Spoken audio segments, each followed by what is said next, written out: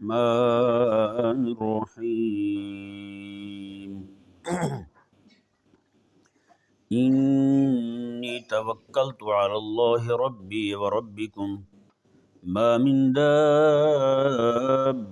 إلا هو آخذ بناصيتها إن ربي على صراط مستقيم۔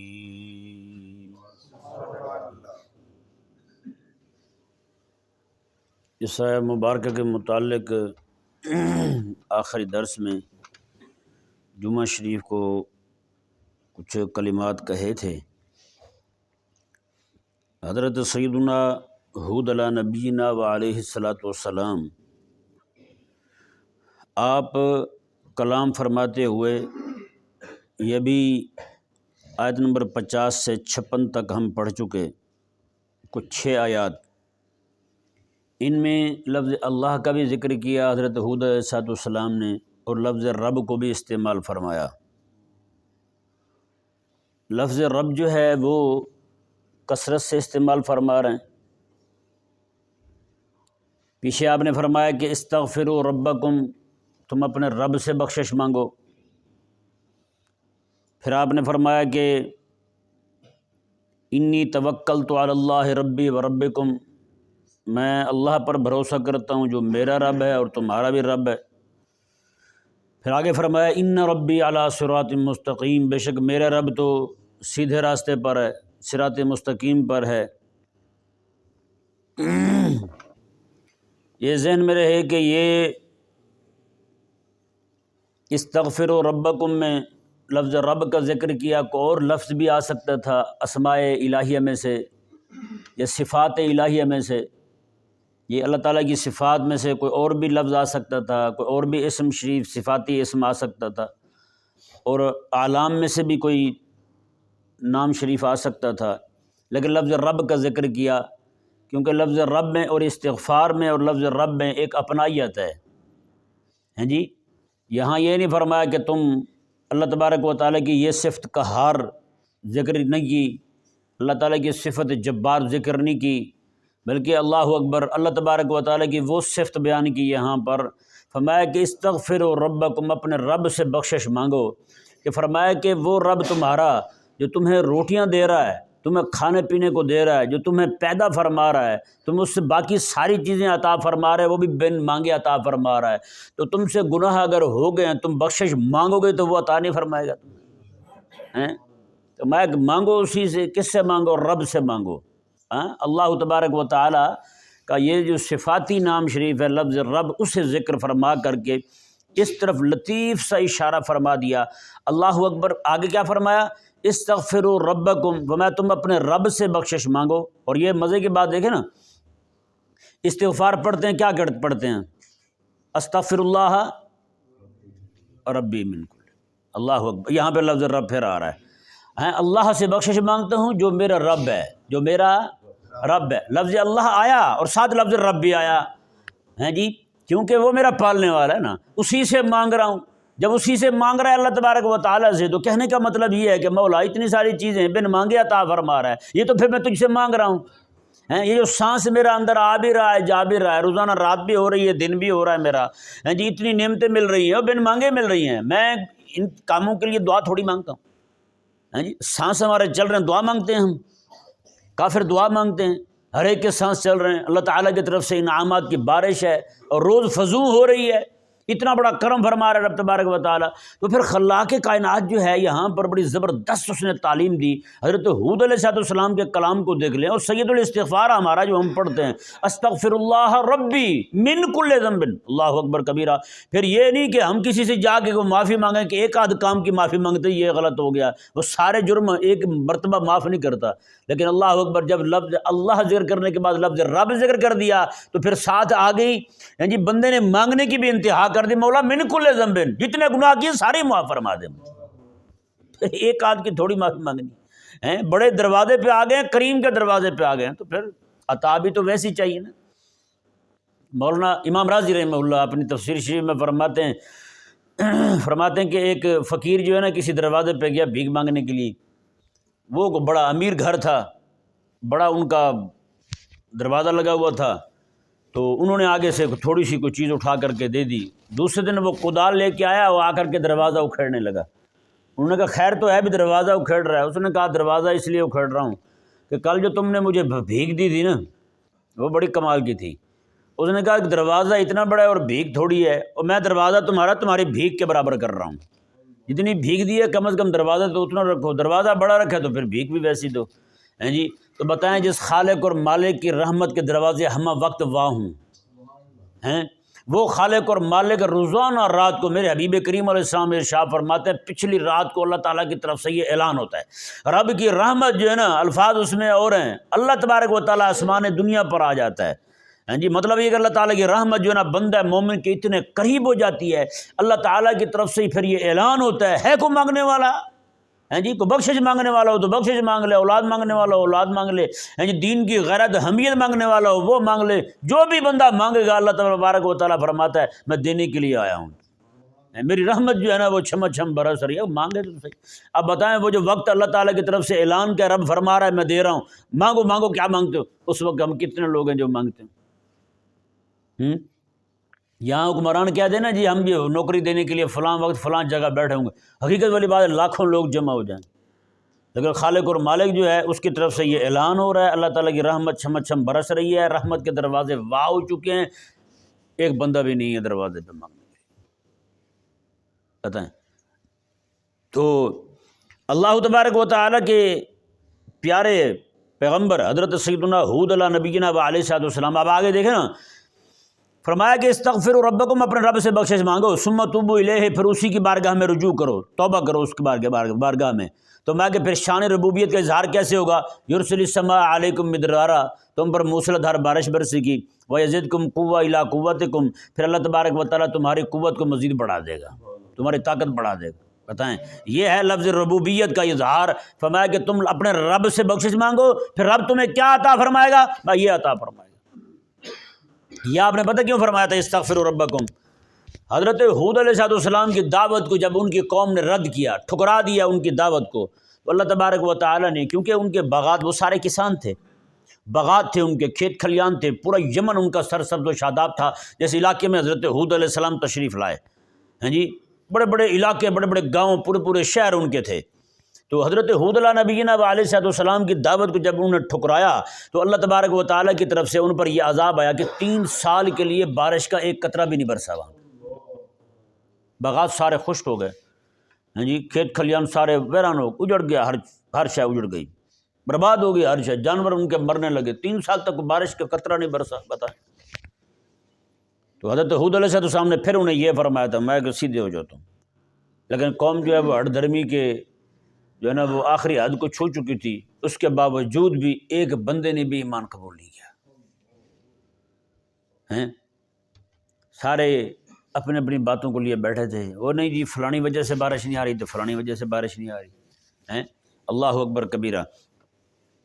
تو یہ دیکھیں جی، اب اس آیہ مبارکہ کو دیکھتے ہیں، جس آیہ مبارکہ میں جس آیہ مبارکہ کے متعلق ہم نے اس دن بات کی تھی، جمعہ والے دن، حضرت سیدنا ہود علیہ نبینا و علیہ السلام جو فرما رہا ہے انی توکلت علی اللہ ربی و ربکم، میں بھروسہ کرتا ہوں اللہ پر جو میرا بھی رب ہے تمہارا بھی رب ہے، اللہ اکبر۔ یہ دیکھیں نا، اتنا بڑا کلام فرمانا، پوری قوم کے لوگ سامنے کھڑے ہوں، سب بڑے بڑے بدماش کھڑے ہوں، بڑے بڑے جناب وہ دریدہ دہن کھڑے ہوں، سر پھرے کھڑے ہوں، جی ڈاؤن قسم کے لوگ کھڑے ہوں، ان سب کو حضرت ہود علیہ السلام کا یہ کہہ دینا کہ تم بھی جاؤ اپنے خداؤں کو بھی لے کر کے آؤ میرے خلاف کھڑے ہو جاؤ، چلاؤ چالیں اپنی، کرو اپنی مرضیاں، کرو مشافتیں، اور مجھے جتنا تم تباہ کر سکتے ہو کر لو تم۔ آپ نے فرمایا کہ میں کسی سے ڈرنے والا نہیں ہوں، جو حق میں آج کہہ رہا ہوں کل بھی وہی کہوں گا۔ اور آگے کیا الفاظ کہے آپ نے، میں کس بات پہ کہہ رہا ہوں، کس زور پہ کہہ رہا ہوں، انی توکلت علی اللہ ربی و ربکم، میں تو اپنے رب پہ بھروسہ کرتا ہوں، میرا بھروسہ اپنے رب پر۔ یہ مستقلاً ایک معجزہ ہے حضرت ہود علیہ السلام کا، اور یہی اللہ تبارک و تعالیٰ نے انبیاء کرام علیہ السلام کو معجزہ عطا فرمایا، کبھی کسی سے نہیں دبتے، ہاں جی، کبھی کسی کے جناب سامنے کھڑے ہو کر ڈرتے نہیں ہیں، وہ کلمہ حق کہتے ہیں۔ یہ کرامت جو ہے اللہ تبارک و تعالیٰ نے اس وقت بھی علماء کو عطا فرمائی ہے، علماء کو عطا فرمائی، بڑی بڑی حکومتیں، بڑے بڑے بدماش، کرفیو جیسے ماحول ہیں جی، اس ماحول میں کھڑے ہو کے بڑے بڑے جناب نوسر بازوں کو، بڑے بڑے بدماشوں کو انہوں نے کھڑے ہو کلمہ حق کہا ہے۔ اور مزے کی بات کہوں، حیران ہوں گے آپ، یہ جو چیز ہے نا، یہ والی کرامت اس وقت اللہ تعالیٰ نے پوری دنیا میں جو علماء کو عطا فرمائی ہے وہ صرف پاکستانی علماء ہے۔ وہ ایک بات الگ ہے کہ وہ انگلی پہ گنے جاتے ہیں، پورے عرب کو آپ دیکھ لیں کتنے مولویاں بیچارے بولتے ہیں، کتنے لوگ ہیں جو بات کرتے ہیں۔ ہاں، کچھ بڑے بڑے علماء جنہوں نے زبان کھولی ہے انہوں نے اٹھا کر کے ان کو جیلوں میں ڈال دی، جنہوں نے زبان کھولی ہے اٹھا کے جیلوں میں ڈال دیے۔ کئی مدینہ شریف کے امام ہیں، شیخ صالح آل ابی طالب کے نام سے مشہور ہیں، وہ ان کو غیبی کر دیا گیا ہے جی۔ کہاں ہیں وہ سارے؟ وہ شیخ شریم کو دیکھ لیں، باقیوں کو دیکھ لیں، سارے پکڑے ہیں جی۔ کچھ تھوڑا سا بولیں غیب۔ اللہ تبارک و تعالیٰ کا فضل ہے کہ اللہ تبارک و تعالیٰ نے یہاں علماء حق کی ایسی جماعت عطا فرمائی ہے پاکستان میں خاص طور پر ہیں۔ اور ورنہ آپ پیروں کو دیکھ لیں، جو چمتکاریے بنتے ہیں، بڑے بڑے کراماتی بابے بنتے ہیں، بڑے بڑے کرشماتی بابے بنتے ہیں، پڑے ہوئے ہیں ٹونوں کے، کسی ایک میں ہمت نہیں ہے کہ حق بول جائے، وہ چپ کر کے پڑے ہوئے۔ تو بھئی یہ والی جو معجزہ اللہ تعالیٰ نے پاک پیغمبر کو عطا فرمایا تھا تو وہ بطور وراثت کے کرامت بن کے آگے منتقل ہونا چاہیے تھا، نہیں ہونا چاہیے تھا؟ بتائیں، منتقل ہونا چاہیے تھا نا۔ تو بھئی علم تو آ گیا، علم میراث انبیاء آ گئی، تو بھئی علم کو بیان کرنا بھی تو میراث انبیاء ہے نا، تو وہ بیان کیوں نہیں ہوا؟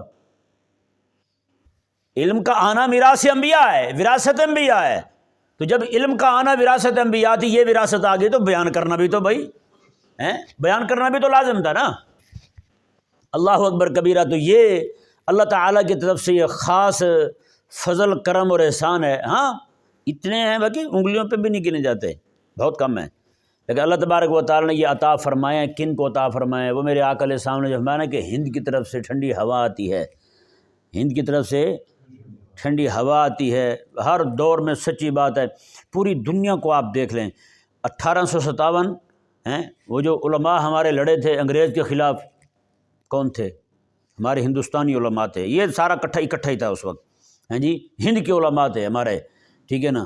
اور آج جو ہے وہی ہند، وہیں کے علماء سارے چپ پڑے، سارے خاموش۔ ایک وقت وہ تھا کہ انگریز کے خلاف کھڑے ہو گئے، انگریز جیسے بدماش کے خلاف کھڑے ہو گئے۔ ایک وقت وہ آ گئے کہ دھوتی پہننے والے، گائے کے پیشاب پینے والے کے خلاف نہیں ہمت ہو رہی کھڑے ہونے کی، لیکن اللہ تعالیٰ کے فضل و کرم کے ساتھ اللہ تعالیٰ نے یہ ہمت دی ہے۔ یہ جو اللہ تعالیٰ نے انبیاء کو بطور معجزہ کے عطا فرمایا تھا، بطور کرامت کے کسی کو اگر ملی ہے تو وہ پاکستانی علماء کو ملی ہے جی۔ اللہ اکبر کبیرہ۔ ایک عالم تھے، ایک واسطے سے انہوں نے بتایا ان کو، وہ یہاں کے تھے، کسی اور ملک میں ان کو قید کر لیا گیا ہیں جی، ان کو پھر حق سے پھیرنے کے لیے بڑی کوشش کی گئی، تو کہتے ہیں وہ جو مشرک آتے تھے نا، وہ آ کر کے ان کے ذلیل آ کے ان کی داڑھی پہ پیشاب کرتے تھے، ان کے منہ پہ پیشاب کرتے تھے، بتائیں، یہ حساب تھا۔ لیکن وہ الحمدللہ وہ عالم جو ہیں آج بھی زندہ ہیں، اس کے باوجود بھی وہ حق سے نہیں پھرے، وہیں پہ ان کی جیل میں رہے، ان ذلیلوں نے ان کی داڑھی پہ پیشاب کیا، منہ پہ پیشاب کیا، کھانا جب دیتے تھے کھانے میں پیشاب کر کے دیتے تھے، کھانے میں پیشاب کر دیتے، ایسے ذلیل، بتائیں ایسی کو کمینی قوم بھی دنیا میں کسی نے دیکھی ہے جتنی ان کافروں کی ہے؟ تو یہ حساب الحمدللہ عز و جل، اللہ تبارک و تعالیٰ نے اگر کسی کو کلمہ حق کہنے کے لیے چنا نا، ہاں جی، تو وہ یہیں کے علماء ہیں۔ باقی آپ عربوں کو دیکھ لیں، مصریوں کا حال آپ دیکھ لیں، ہاں جی، مصر میں جناب الازہر جو ہے نا، جامعۃ الازہر جو ہے، الازہر شریف میں جمال الدین افغانی جیسا کمینہ بندہ جامعۃ الازہر بن جاتا ہے، جمال الدین افغانی جیسا بندہ۔ لیکن یہ جمال الدین افغانی کون ہے؟ اس کا میں تھوڑا سا ذکر آ گیا اچانک، تو میں آپ کو بتاتا ہوں یہ بندہ کون ہے۔ جمال الدین افغانی جو ہے یہ بندہ گیا جی افغانستان سے پڑھا تھا، اور بلا کا ذہین تھا، جس ملک میں جاتا تھا چند گھنٹوں میں ان کی پوری زبان سیکھ جاتا تھا، چند گھنٹوں میں پوری زبان سیکھ جاتا تھا، اور جس ملک میں جاتا ان کے حکمرانوں کو قتل کرا دیتا تھا۔ چلتا چلتا یہ جناب پہنچا وہاں پہ سلطان عبدالحمید خان کے پاس، ترکی میں، استنبول میں، یہ وہاں جا پہنچا جمال الدین افغانی، آپ دیکھیں نا کتنا بڑا بدماش قسم کا بندہ ہے، اور اس کے تذکرے ہماری سکول کی کتابوں میں پڑھائے جاتے ہیں، عربی میں مضامین ہیں ان کے، جمال الدین افغانی کے۔ یہ وہاں جاتا ہے جامعۃ الازہر میں، وہاں جا کے ہاں یہ سلطان عبدالحمید خان کے پاس جاتا ہے۔ سلطان عبدالحمید خان رحمہ اللہ نے اپنے اس وقت کے جو شیخ الاسلام تھے مولانا نور الہدیٰ رحمہ اللہ، ان کو فرمایا کہ اس کو ذرا دیکھو یہ کیا بلا ہے۔ ایک ہفتہ 10 دن رہے وہ شیخ الاسلام مولانا نور الہدیٰ رحمہ اللہ اس کے ساتھ جب رہے تو دوبارہ سلطان نے طلب کیا ان کو، ہاں بھی آئیں بتائیں۔ اس نے کہا کہ یہ بات یہ ہے کہ مولانا نور الہدیٰ شیخ الاسلام فرمانے لگے ترکیہ کے استنبول کے، وہ پوری دنیا کے اس وقت کیونکہ حکومت تھی اسلام کی، تو یہ بندہ جو ہے نا وہ نور الہدیٰ رحمہ اللہ جو ہے نا شیخ الاسلام تھے اس وقت کے، ترکیہ کی طرف سے، سلطنت عثمانیہ کی طرف سے۔ تو انہوں نے بتایا کہ یہ جو جمال الدین افغانی ہے نا، انہوں نے فرمایا مولانا نور الہدیٰ نے، انہوں نے کہا میں نے زندگی ساری کیا اس جیسا عالم آج تک پیدا نہیں ہوا، علم والا اس جیسا بندہ پیدا نہیں ہوا، اتنا عالم ہے۔ اور انہوں نے کہا کافر اتنا ہے کہ اس جیسا کافر بھی آج تک پیدا نہیں ہوا۔ بتائیں کون تھا؟ امامے میں، پگڑی میں، اسلامی حلیہ میں، جبے دستار میں، کافر کتنا بڑا ہے، اس جیسا کافر آج تک پیدا نہیں ہوا، اتنا بڑا کافر ہے۔ وہی جناب بندہ وہاں سے پھر سلطان رحمہ اللہ نے جناب پکڑ لیا اس کو، یہ کہنے لگا مجھے کوئی تھوڑا سا عارضہ لاحق ہو گیا ہے دانتوں کا، تو میں جنیوا جانا چاہتا ہوں، وہاں جا کے علاج کرواؤں گا۔ انہوں نے کہا نہ اب نہیں جا سکتا تم، انہوں نے تو پکڑ لیا۔ بہرحال ہوا یہ معاملہ کہ سلطان جو ہے بعد میں مسائل ایسے گرے کہ سلطان بھی نہ رہے تو سلطنت عثمانیہ بھی نہ رہی، تو یہ بندہ وہاں سے نکلا اور ترکیہ میں آ گیا جناب، یہ الازہر میں آ گیا، یہاں آ کے وہ شیخ الجامعہ بن گیا، الازہر کا امام بن گیا وہاں آ کر کے، انگریز میں پرنسپل جس کو کہتے ہیں، مدیر بن گیا وہاں کا۔ یہ جب یہاں آ کے بنا تو پھر اسی بندے کے باقاعدہ خطوط پکڑے گئے اس کے، یہ خطوط وہاں سے روانہ کرتا تھا اسٹالین کو، اور اس طرح کے جو انگریز تھے اس وقت بڑے کافر تھے، ان کو یہ اپنی طرف سے اعتماد دلاتا تھا۔ یہ کہتا تھا آپ میری داڑھی سے، میری پگڑی سے آپ خوف زدہ نہ ہوں، اگر میں یہ داڑھی پگڑی اتار دیتا ہوں تو پھر میں اسلام کو ختم نہیں کر پاؤں گا، یہ الفاظ اس کے۔ آج بھی ترکیہ سے کتاب چھپی ہے، یہ جمال الدین کے افغانی کے حوالے سے، وہ کتاب جو ہے اس کتاب میں انہوں نے اس کے جناب وہ سارے تذکرے لکھے ہیں جی، پھر اس کے وہ اصل خطوط جو ہیں وہ وہاں لگائے ہیں انہوں نے، بتائیں اصل خطوط اس کے وہاں وہ لگے ہوئے، مخطوطے بنا کے اس کی تصویریں بنا کے سکین کر کے وہ لگائے ہوئے اس کتاب میں۔ اتنا جناب زہریلا بندہ، اس نے پھر تیار کیا جناب مفتی محمد عبدو کو۔ مفتی محمد عبدو جو ہے وہ اس کا حال جو ہے نا وہ اپنی طرح تھا، وہ بھی بالکل لبرل قسم کا بندہ، وہ تیار کیا اس نے پکڑ کے پھر جناب وہ مصریوں کا بیڑا غرق کیا، مصریوں کو دین سے بیزار کر دیا۔ پھر اس کے بعد اس کا شاگرد ہے، وہ ایک اور شاگرد ہے، بس نام نہیں لیتا اس کا، میں چھوڑ دیں، ایک اور شاگرد آ گیا اس کا، تو وہ بھی شروع میں اسی ڈگر پر چل رہا تھا، لیکن بعد میں کچھ علماء جو ہے نا ہمارے یہاں کے کچھ علماء سے اس کی ملاقات ہوئی تو بعد میں کچھ تھوڑا سا سدھر سا گیا وہ۔ لیکن اس بندے نے جناب جو تباہی مچائی ہے، ایک پاکستان کے عالم ہے، وہ کہتے ہیں ہم مصر میں گئے تو نماز پڑھی ہم نے مغرب کی، تو شیخ نے بڑا سونا قرآن پاک پڑھا، ہم حیران ہوئے، تو ہم نے کہا کہ چلو جا کر کے ان سے ملاقات کرتے ہیں۔ نماز کے بعد ہم نے ایک بندے کو کہا کہ ہم نے شیخ سے ملاقات کرنی ہے، تو کہتے ہیں نماز انہوں نے پڑھائی، سفید داڑھی ان کی، خوبصورت چمکدار داڑھی سفید۔ جب ہم ملاقات کے لیے گئے تو اندر تو بندہ بالکل چڑا مچھا ہوا بیٹھا ہوتا بغیر داڑھی کے۔ ہم نے کہا جی ہم نے شیخ سے ملنا، انہوں نے کہا ملیں جی مجھے، تو کہتے ہیں ہم نے کہا نماز آپ نے پڑھائی تھی؟ انہوں نے کہا میں نے نماز پڑھائی تھی۔ کہا آپ کی تو داڑھی تھی؟ انہوں نے کہا وہ لٹکی ہوئی، داڑھی لٹکی ہوئی تھی۔ انہوں نے کہا وہ لٹکی ہوئی، نماز پڑھاتے ہیں داڑھی پھر اتار کے رکھ دیتے ہیں۔ بتائیں، قسم خدا کی کہہ رہا ہوں آپ قدر کریں، اگر دین حق 1400 سال پہلے جو میرے آقا علیہ السلام عطا فرما کے گئے ہیں، اگر وہ دین اگر پوری دنیا میں کسی کے پاس ہے تو وہ آپ کے علماء ہیں پاکستان کے، اور یہ برکت ہے ساری مدارس دینیہ کی۔ کبھی بھی ایک جملہ آپ کے منہ سے نہ نکلے یار جو غیرت مند عالم کے خلاف ہو، کسی مدرسے کے خلاف ہو، کبھی بھی کسی سازش کا شکار نہ ہو آپ، کبھی بھی علماء کے خلاف نہ بولیں، زبان نہ ہلائیں۔ قسم خدا کی یہ کفر کے غلبے کا دور ہے۔ اسلام جو ہے اس وقت جناب، مسلمان جگہ جگہ مسلمان جو ہیں وہ پٹ رہے ہیں، اسلام پہ حملے ہو رہے ہیں۔ اگر مسلمان کلمہ پڑھنے والا بھی ان کے ساتھ کھڑا ہو گیا تو میں کہتا ہوں اس کا اور ابو لہب کا جہنم میں مقام الگ الگ نہیں ہوگا، دونوں اکٹھے ہوں گے ایک جگہ پہ۔ تو اس لیے آپ کو نہیں پتہ آپ کے خلاف کیا کیا سازشیں ہو رہی ہیں، آپ کا دین ایمان لوٹنے کے لیے، آپ کو قرآن سے بیگانہ کرنے کے لیے کیا کیا وہ کام کر رہے ہیں۔ انہوں نے جناب بندے رکھے ہوئے ہیں، وہ بندے جو ہیں وہ رات دن اسلام کی اصل تصویر کو مس کر کے لوگوں کے سامنے لا رہے ہیں۔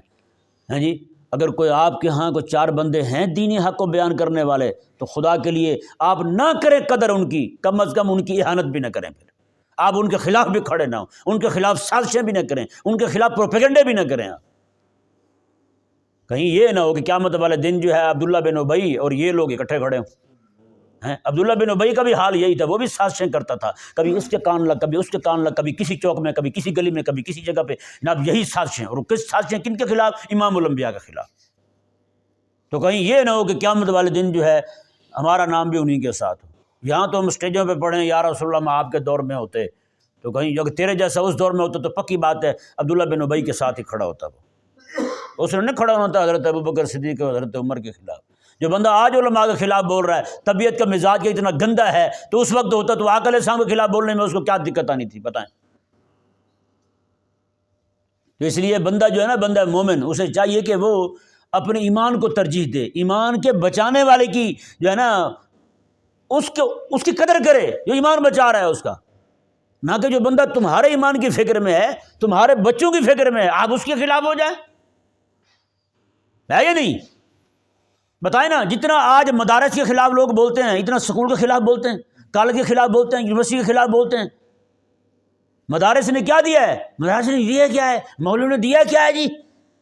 ہیں مولوی نے کیا دیا ہے؟ مولوی بیچارہ چندہ اکٹھا کرے، ایک ایک بندے سے جا کے بھیک مانگے، تیرے بچوں کو قرآن پڑھائے، تیرے بچوں کو عالم بنائے، اور خبیث انسان، پھر بھی تو کہتا ہے انہوں نے دیا کیا ہے؟ مولوی نے وہ بندے تیار کیے مدرسے نے تیرے لیے جو تیرے ایمان کی فکر کرنے والے ہیں، تیرے بچوں کے ایمان کی فکر کرنے والے ہیں، ہر طرح کے بدماش سے، ہر طرح کے کمینے سے لڑ کر کے وہ پھر بھی راہ حق پہ کھڑے ہوں، وہ پھر بھی حق کہنے والے ہوں، پھر بھی تو کہتا ہے مولوی نے دیا کیا ہے؟ مولوی نے تجھے جو 4 بندے دین ایمان کی غرض رکھنے والے پھرتے نا، یہ دیے ہیں۔ آج جو 4 بندوں کے منہ پہ آپ داڑھی دیکھ رہے ہیں نا، یہ علماء نے دیے ہیں آپ کو۔ آپ چلے جائیں عربوں میں چلے جائیں، آپ کو پورے شہروں میں پوری داڑھی والا بندہ دکھائی نہیں دے گا۔ بتائیں، جب ان کے علماء کی داڑیاں نہیں ہیں تو عوام کی داڑیاں کہاں ہوں گی؟ پھر منافقت کی حد ہے بھائی، قسم خدا کی۔ آپ جس کو بھی دیکھ لیں منافقت کیا بات جی، مجھے دشمنی ہے تو صرف مولویوں سے دشمنی ہے۔ کیوں بھائی؟ مولوی نے کیا بگاڑا تیرا؟ یہ آئے مبارکہ دیکھیں، بات جو ہے نا، وہ جو ابھی میں بات چھیڑ بیٹھا ہوں نا آپ کو، یہ بہت لمبی چوڑی داستان ہے قسم خدا کی۔ اگر دل میں درد ہو نا تھوڑا سا بھی دین کا، اسلام کا، تو رونا آ جائے آپ کو، سچی کہہ رہا ہوں۔ اس طرح کے یہ افغانی جیسے بندے اور عبدو جیسے بندے اور بڑے بڑے بے دین قسم کے بندے جو کھڑے ہوئے، انہوں نے پکڑ کے دین کی بیخونی میں حد کر دی ہے۔ لیکن ایک آج ہمیں پتہ ہی کوئی نہیں سر سید نے کیا کیا ہے پورے مسلمانوں کے ساتھ، کوئی پتہ نہیں ہے، کوئی پتہ نہیں ہے ہمیں، کیونکہ ہم نے چھوٹی چھوٹی باتوں پہ الجھنے والے لڑنے والے مولوی ہیں، اور ہمیں بندہ بھی وہی چاہیے جو بس جناب یہاں بیٹھے اور ایک دوسرے کی باتیں کر کے اور جان چھڑائے، اپنی بھی اور ہماری بھی جان چھوڑے، ہمیں کچھ نہ کہے، بس ہمیں وہ بندہ پسند ہے۔ اللہ اکبر۔ یہ میں بات ختم کرتا ہوں اسی آیت مبارکہ پہ، بس یہ دیکھیں ذرا، حضرت ہود علیہ السلام نے انی توکلت علی اللہ ربی و ربکم، میں بھروسہ کرتا ہوں اللہ پر جو میرا بھی رب ہے تمہارا بھی رب ہے۔ یہ میرا رب اور تمہارا رب، اس پہ میں پہلے تفصیلی گفتگو کر چکا ہوں۔ اللہ اکبر کبیرہ۔ یہاں کہنے میں ایک نکتہ بڑا لطیف آ رہا ہے ذہن میں، کہ آپ فرماتے ہیں کہ میں جو تمہارے سامنے ڈٹ کے کھڑا ہو کر دین بیان کر رہا ہوں نا، تو فرمایا کہ انی توکلت علی اللہ، فرمایا کہ میں بھروسہ کرتا ہوں اللہ پر، ربی جو میرا پالنے والا ہے، میرا پالنے والا ہے، جو سانپوں سے، بچھوؤں سے، ٹھوؤں سے، اس طرح کی زہریلی چیزوں سے، باقی آفات سے، زمینی آسمانی بلیات سے جو میری حفاظت کرتا ہے۔ تو رب تبارک و تعالیٰ جو ہے، میں اس کا بندہ ہوں، تم اس کے دشمن ہو، تو رب تبارک و تعالیٰ اپنے بندے کی اپنے دشمنوں سے حفاظت نہیں فرمائے گا؟ ہیں ربی و ربکم، میرا بھی رب ہے تمہارا بھی رب ہے۔ آگے میں ما من دابۃ الا هو آخذ بناصیتها، فرمایا کہ میرا دنیا کائنات میں جو بھی شے ہے نا، میں سب کی پیشانی اسی کی پکڑ میں ہے۔ تو آپ کو پتہ ہے نا، جب کوئی بندہ کسی کے جنڈے پکڑ لے، اس طرح بال پکڑ لے اور وہ بھی ماتھے کے، تو بتائیں بندہ بے بس نہیں ہو جاتا؟ ہو جاتا نہیں ہو جاتا؟ یعنی کہ ایسی پکڑ ہے کہ بندہ جو ہے زور لگاتا ہے تب بھی تکلیف اپنے آپ کو ہوتی ہے، چھڑواتا ہے تب بھی تکلیف اپنے آپ کو ہوتی ہے۔ اسے کہتے ہیں کہ بندہ کللہ پھنس گیا ہے، کڑلا کہہ لیں، جو بھی کہہ رہے ہیں اپنی زبان میں، یعنی کہ الٹا ہی پھنس گیا ہے وہ، ایسا کہ زور بھی لگائے اپنا دفاع بھی کرے تو تکلیف اپنے آپ کو، چھڑوا نہیں سکتا اپنے آپ کو بندہ جس کے بال پکڑے جائیں۔ اللہ اکبر، حود علیہ السلام نے کیا کلمہ بولا ہے، کیا جملہ بولا ہے، میں کہ پوری کائنات کی جو بھی شے ہے نا، میں سب کی پیشانی ہے تو میرے رب کے قبضے میں۔